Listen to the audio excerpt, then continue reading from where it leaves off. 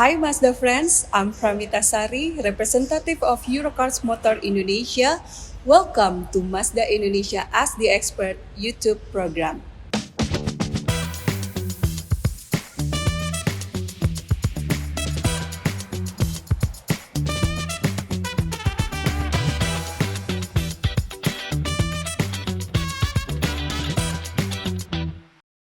Ask the Expert merupakan konten yang khusus kami sajikan bagi Anda yang ingin mengetahui seputar produk dan layanan dari Mazda. Juga di sini kami berbagi tips seputar pengalaman berkendara khas Mazda. Di episode kali ini kita akan membahas tentang filosofi khas Mazda Jinba Itai. Mazda Friends pasti udah sering dengar ya istilah Jinba Itai di Mazda. Tapi apa sih arti yang sebenarnya Jinba Itai itu bagi Mazda dan mengapa Mazda begitu menganut filosofi ini? Untuk membahas topik tersebut, pada kesempatan kali ini kita sudah mengundang The Mazda Expert Bapak Ricky Tio, Chief Operating Officer PT Eurocars Motor Indonesia. Halo Bapak Ricky, Halo. Terima kasih sudah hadir Pak di Ask the Expert. Apa kabar Pak hari ini? Baik, saya baik ya. sekali kok hari ini. Ya. So Pak Ricky, pada hari ini kita akan mendalami konsep berkendara Jinba Itai yang diterapkan oleh Mazda. Kita tuh sering mendengar bahwa Jinba Itai terinspirasi dari hubungan antara kuda dan pengendaranya. Ya. Sebelum kita membahas lebih lanjut tentang apa itu Jinba Itai, mungkin Bapak bisa ceritakan terlebih dahulu ya Pak, bagaimana sih cerita awal mula istilah ini muncul? Oke, jadi Mazda sebenarnya mengadopsi Jinba Itai. Jinba Itai itu sebenarnya bukan hak miliknya hanya Mazda, tapi itu memang udah bagian dari budaya, dari culture Jepang sendiri.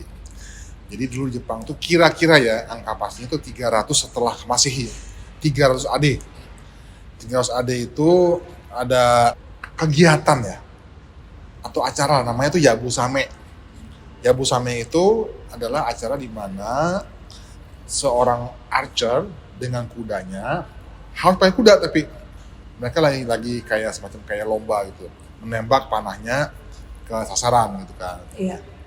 Nah dari situ bagaimana kita bisa pikirkan gimana memastikan supaya si kudanya ini bisa in control, kudanya ini bisa mengerti tentang si kebutuhan dari pemanahnya.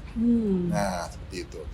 Nah, ini yang dipikirkan oleh pada waktu itu kira-kira tahun 87. Ini kan kita bicara mengenai sejarah ya. Betul. Tapi sejarahnya bukan sejarah kayak Indonesia atau apa, ini sejarah within Mazda sendiri gitu kan. Kira-kira tahun 87 pada waktu itu ada seorang engineer yang masih muda. Dia kira-kira baru kerja 4 tahun lah kira-kira. Namanya Tetsu Kasahara. Tetsu Kasahara. Ya, Tetsu Kasahara ini cukup terkenal karena dia pada waktu itu dia yang diminta untuk mikirin MX-5 atau Miata atau Roadster yang pertama kali, yang dimana pada waktu itu di launching tahun 89. 2 tahun sebelumnya dia pikirin gimana caranya supaya tujuan target dari mobil Roadster ini harus lightweight, sport, tapi yang namanya speed bukan tujuan utama. Jadi lebih mengutamakan bagaimana kenyamanan, keasikan dari si pengendara itu dan bagaimana mobil bisa mensupport itu. Nah, Kasahara-san pada waktu itu dia kerja di departemen yang namanya chassis dynamic. Ya, gitu. Jadi orang memang kalau bicara mengenai Jinba Itai itu memang selalu lahirnya dari sasis bagaimana sasis ini, karena sasis ini kan dia memang bisa ada sedikit mengikuti dari belokan, dari tekukan, dari kontur jalan supaya nggak kaku kayak gerobak misalnya gitu kan. Iya. Nah, Kasahara-san selalu bikin gimana caranya. Pada waktu itu di kartu nama dia dibikin Jinba bukan Itai, Jinba is Jinsa Itai. Jinsa Itai. Jinsa Itai. Jadi kalau Jinsa Itai itu hubungan antara si drivernya dengan mobilnya. Oh. Itu. Terus lama-lama diganti menjadi Jinba Itai. Gitu. Nah, dia pakai filosofi itu sama si Kasarasan pada waktu itu kira-kira 2 tahun sebelum MX-5 atau Roadster atau Miata yang NA yang pertama launching pada waktu itu. Dia bolak-balik dia tes lagi mobilnya di sirkuit. Di sirkuit ya, Kebetulan ya kita Mazda punya Miyoshi Proving Ground, jadi kita punya sirkuit itu bolak-balik dicobain terus sampai pada satu hari dia merasa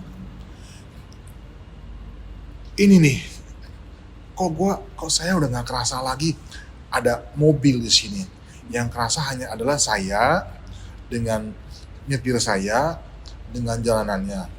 Mobilnya itu benar-benar tuh kok bisa mengikuti banget dari apa yang saya mau gitu. Nah, di sisi inilah yang dirasa inilah saya mencapai Jinba Itai. Gitu. Kira-kira awal ceritanya begitu. Makanya MX-5 atau Miata itu sering dikonsider sebagai awal-awalnya dari Jinba Itai ini karena seperti itu. Dan memang Miata atau MX-5 itu memang selalu dipakai menjadi benchmark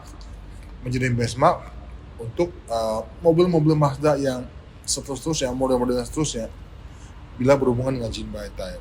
Dan Jinba Itai itu selalu dipakai dan akan selalu ada yang menjadi filosofi, menjadi pedoman dan menjadi pegangan bagi setiap engineers, siapapun yang engineers yang akan menciptakan atau akan yang memikirkan tentang dynamic performance dari model-model Mazda berikutnya. Dynamic performance itu juga merupakan kata kunci ya Pak, Yeah. sehingga Jinba Itai itu terasa di setiap kendaraannya Mazda. Betul. Oke, berarti Kasaharasan itu adalah kita bisa bilang orang yang pertama mencetuskan konsep Jinba Itai itu tadi. Betul. Ya Pak ya di Mazda.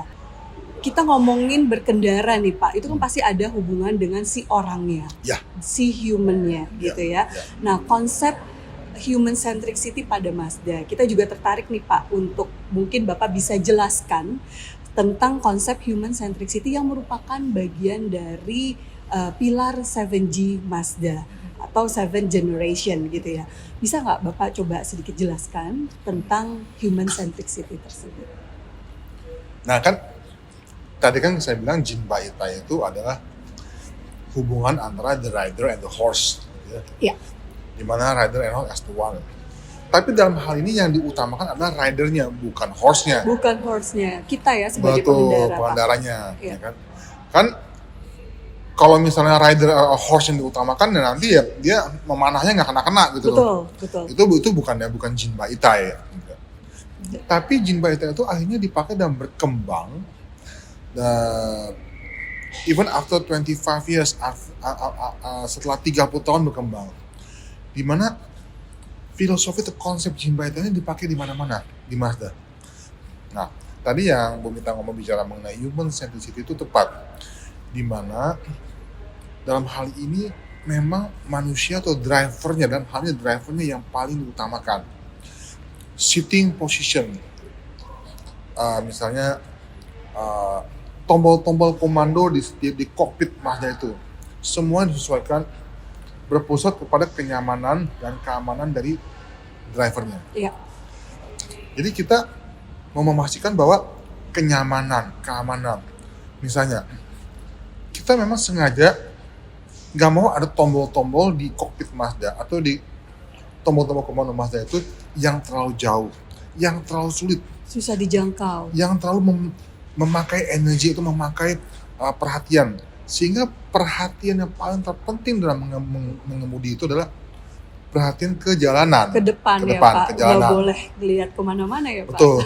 Walaupun misalnya ini ada satu video bagus apa segala macam, itu malah sebenarnya misleading. Itu malah sebenarnya akan membuat bisa membuat satu kecelakaan. Distraksi ya, betul. terhadap pengendara. Jadi yang semua tombol-tombol, semua touch point komando itu ya yang ada itu harus demi keamanan pengendara dulu dan kenyamanannya.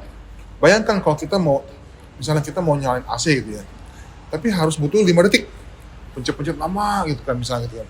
Butuh beberapa step Butuh gitu beberapa ya. step yang panjang yang akhirnya bisa meleset, yang akhirnya fokusnya juga bisa akhirnya memalingkan fokus dari jalanan ke untuk dalam rangka menjalankan fungsi itu gitu kan. Iya. Itu akhirnya jadi salah kalau saya bilang. Nah, bahkan sampai kepada sitting position, kita punya namanya Jinba Itai position. Seperti misalnya di dalam the latest kita punya CX-60, kita ada namanya driver personalization Sistem, yes. di mana diukur dengan tinggi badan kita seperti gini, tilt and telescopic steeringnya itu bisa mengadjust, dan juga kita punya seat height-nya juga mundur juga bisa di-adjust, bahkan spion segala macam juga. semua bisa di-adjust. Tujuan apa? Tujuan untuk mencapai satu position yang Jinba Itai position tadi gitu kan. Kita dalam kita membawa mobil kan bukan yang kayak sambil rebahan, sambil kayak seolah kayak mau tidur gitu kan. Betul. Bukan seperti itu. Tapi ada certain angle yang pas yang membuat di mana bisa quick response terhadap segala macam kondisi di jalan. Tapi fungsi dari Jinba Itai juga dari dari pedoman biasa dari Jinba itu, gimana sitting ini supaya senyaman mungkin. Kan saya bilang tadi, keamanan dan kenyamanan. Bagaimana rasanya kalau sitting positionnya ini dia duduk miring misalnya, atau dia kakinya mungkin agak jinjit, atau tangannya terlalu panjang, jauh dari setir, atau pelviksnya pegel. Iya. Nah, orang kedua yang sangat memperhatikan mengenai sitting position itu namanya si Mushitani-san. Mushitani-san. Dia, saya nggak bisa bilang dia muridnya lah ya, tapi mungkin lebih sedikit junior dibanding Kasarasan gitu kan. Dimana itu memang ada benang merahnya. Jadi Kasarasan banyak cerita panjang lebar ke Mushitani itu tentang suspension lah, tentang dynamic lah, and so on and so forth gitu kan. Tapi Mushitani ini terkenal dengan dia punya sitting positionnya, bagaimana reaksi dari getaran mobil, gerakan mobil terhadap gerakan badan kita, yang dimana dia mengadopsi bahwa gerakannya itu seperti kayak orang berjalan. Gitu. Karena kita berpikir bahwa gerakan-gerakan alami yang ada di tubuh kita itu ada yang diciptakan sama Tuhan, itu adalah gerakan-gerakan yang paling sempurna. Paling sempurna. Ya kan? Makanya itu yang menjadi basic gitu. Gimana keamanan dan kenyamanan pengemudi di kokpit, di bangku dia itu. Makanya bangkunya pun juga special design. Gimana saya bangkunya itu didesain jangan sampai terlalu luas melorot misalnya, agak sedikit memeluk, tapi nggak sampai sempit, tapi juga enak, juga nyaman, dan pengaturan dari dia punya kokpit juga diatur supaya nggak sampai dia terlalu menghadap ke bawah. Tapi pandangan itu is very important. Banyak waktu kita bicara mengenai human centricity, keamanan dan kenyamanan itu juga kadang-kadang juga memang saling berkaitan dengan sitting position yang pas, ketinggian yang pas, semuanya pas. Selain dia nyaman membawa mobilnya, nyaman bukan hanya duduk empuk, tapi nyaman memastikan supaya sudut pandangnya luas. Iya, itu dan juga nggak pegel. Nah, itulah semua digabung jadi satu bagian dari human centricity yang sebenarnya basic awalnya adalah the Jinba Itai. The Jinba Itai itu tadi. Jadi yang pasti yang bagi Mazda yang pertama adalah keamanan. Ya Pak, tapi aman saja juga tidak cukup. Ya. Kita juga perlu ada rasa nyaman bagi si pengendaranya. Dan aman, sekali lagi, karena pegel repot juga. Betul, repot juga. Karena sekali lagi Mazda sangat percaya bahwa human is center of attention-nya kita dalam menciptakan sebuah mobil ya Pak. Betul. Gitu, supaya lebih safety juga, terus juga tidak mudah pegel tadi yang Bapak bilang, jangkauan pandangan tidak terganggu gitu ya. Juga semua yang ada di dalam kokpitnya pengemudi itu juga sudah didesain khusus sedemikian rupa. Nah, tadi balik dikit mengenai keamanan. Orang sering salah kaprah. Aman itu artinya jumlah airbag banyak. Aman itu artinya sensor lebih banyak. Padahal sebenarnya titik awal dari aman itu berasal dari orangnya. kita tahu bahwa uh, fasilitas atau fungsi atau fitur keamanan dari sebuah mobil ada namanya fitur keamanan pasif, ada fitur keamanan aktif. Ada yang dimulai dari sekedar hanya airbag, ada yang dimulai dari juga sensor. Itu yang sifatnya aktif, memastikan supaya mobil itu bisa berjalan dengan baik dan aman. Tapi yang sering lupa, aman itu dimulai dari cara mengendaranya. Cara kita memfasilitasi pengendara itu bisa membawa mobil dengan aman. Yang tadi, the Jin by type position. Mengurangi distraction. Jadi aman itu bagi Mazda, lagi-lagi dimulai dari orangnya dulu. Bukan hanya sekedar fitur-fitur yang bersifat aktif atau pasif tadi, tapi back to the person. That's why human centricity for Mazda is everything. Bahkan bagi kita, human centricity itu adalah the premium bagi Mazda. Karena kita merasa kitalah salah satu brandnya, mungkin satu-satunya kalau teman klaim ya, yang memikirkan tentang really memikirkan tentang the human sendiri, the human centricity atau human as a center gitu. Iya. Gitu. Oke, sangat menarik sekali. Jadi memang perlu diingat ya Mazda Friends, kembali lagi bahwa yang namanya keamanan itu kembali dari si pengemudinya itu sendiri. Jadi memang tetap Mazda melengkapi dari sisi fitur keamanan, tapi kita juga sebagai pengendara tetap harus waspada dan berhati-hati. Mazda Friends, banyak sekali penjelasan tentang Jin Baitai dan juga human centricity yang sudah dipaparkan oleh Bapak Ricky. Mungkin sebelum closing Pak, ada lagi yang ingin ditambahkan? Ya, saya kan tadi sampaikan ke pemirsa bahwa bagi Mazda itu human centricity itu menjadi premium Mazda. Jadi kita bisa bayangkan seperti ini. Ketika orang-orang memikirkan yang namanya jumlah dari sebuah fitur kan gitu ya, memikirkan dari sekedar horsepower gitu. Tapi kita ngerti bahwa mobil yang akan dipakai itu kayak Mazda Car, Mazda 3 lah, CX-30, CX-60 lah. Mobil-mobil yang memang akan dipakai sehari-hari, dipakai oleh masyarakat lovers untuk ke kantor, ke sekolah, atau simpel ke jalan-jalan. Bukan hanya sekedar dipakai untuk misalnya drag race. Betul. Atau bukan mobil yang sehari-hari untuk dibawa ke sirkuit. Jadi tujuan utama dari para engineers, dari para desainer kita, seperti kayak Kasahara-san, kayak Moshitani-san, atau mungkin ada nama ketiga, Kawata-san. Kawata-san adalah orang yang juga istilahnya lebih junior lagi dari Moshitani-san. Saya nggak bisa bilang murid ya. Yang salah satu yang memikirkan tentang Miata ND, Miata yang terbaru. Itu lebih benar-benar memikirkan tentang rasa, tentang feel.